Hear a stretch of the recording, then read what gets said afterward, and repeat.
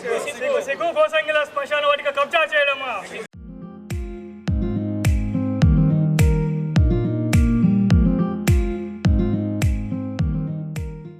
Balkonda mandal Basapur village నుంచి గోసంగిలో 60 కుటుంబాలు సంబంధించిన శ్మశాన వాటిక గురించి కలెక్టరేట్కు రావడం జరిగింది.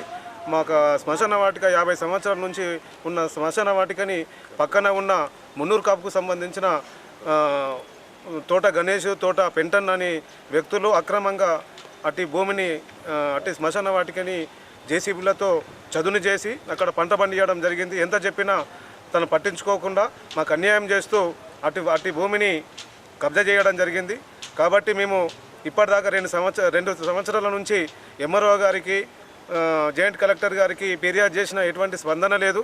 కాబట్టి ఇవాళ మేమందరం కలిసి కాలనీకి సంబంధించిన 60 కుటుంబాలు అందరము ఇవాళ కలెక్టరేట్కి రావడం జరిగింది. ఆ కలెక్టర్ గారికి కూడా ఒక వినతి పత్రం సమర్పించడం జరిగింది. కంపల్సరీ మాకు అట్టి శ్మశాన వాటికని కబ్జా చేసిన వారి మీద చర్య తీసుకుంటూ మాకు న్యాయం చేయాలని కలెక్టర్ గారికి కోరడం జరిగింది. మేము బసాప్ గ్రామ ప్రజలం గోసంగి సంఘం సభ్యులం అందరం 60 మంది కుటుంబాల నుంచి ఈరోజు కలెక్టర్ రావడం జరిగింది. ఈరోజు మా సంఘానికి సంబంధించిన శ్మశాన వాటిక దాదాపు ఒక 30 సంవత్సరాల క్రితం 40-50 సంవత్సరాల నుంచి అక్కడ మా పెద్దలని అక్కడనే శ్మశానం చేయడం జరిగింది. కావున ఇప్పుడు మేము కొన్ని అనివార్య కారణాల వల్ల మేము వేరే దగ్గర వెళ్ళడం ద్వారా చుట్టుపక్కల ఉన్న తోట గణేష్ అనే వ్యక్తి మరియు తోట పెంటన్ అనే వ్యక్తులు ఇద్దరు కలిసి దాన్ని ఆక్రమించి దాన్ని చదును చేసి పంట పండించడం జరుగుతుంది. దాని మీద మేము దాదాపు 2 సంవత్సరాల నుంచి ఫైట్ చేస్తున్నాం. మాకు ఎక్కడ కూడా ఎంఆర్ఓ గారికి కానీ జేసీ గారికి కానీ ఎన్ని విధాలుగా మేము రిప్రజెంట్ ఇచ్చినా అని కూడా దానికి ఎలాంటి చర్య తీసుకోలేదు. ఇప్పటిదాకా రివర్స్ వారి మా పైన కేసులు చేసి మమ్మల్ని భయమందుకు గురి చేస్తున్నారు. అదే విషయాన్ని మేము ఈరోజు కలెక్టర్ గారికి విన్నవించడం జరిగింది. మాకు ఎవరైతే గణేష్ ఉన్న వ్యక్తి పైన చర్యలు తీసుకొని మాకు న్యాయం చేయాలని కోరుతున్నాము.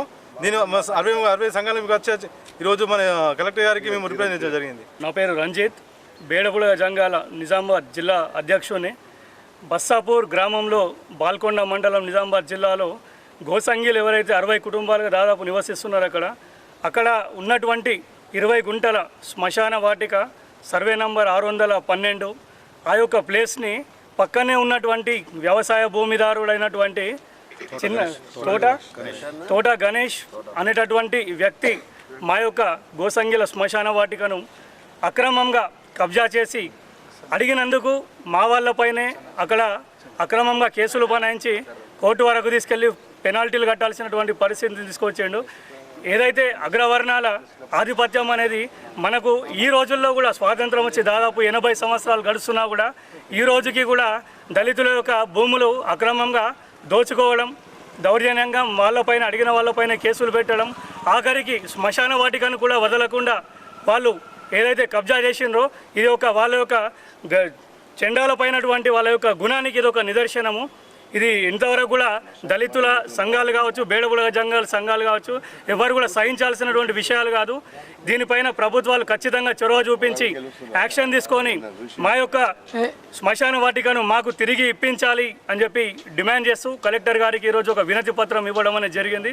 వీలైనంత తొందరగా దీనిపైన చర్య తీసుకొని మా యొక్క శ్మశాన వాటికను మాకు ఇప్పించి ఈరోజు 60 కుటుంబాలు అక్కడ ఉన్నాయి. వాళ్ళకు ఎవరు చనిపోయినా కూడా ఎక్కడ బొందబెట్టాలి అనేటటువంటి ప్లేస్ అనేది లేకపోవడం వల్ల ఎన్ని రకాల ఇబ్బందులు పడుతున్నామనేది మా జాతికే తెలుసు.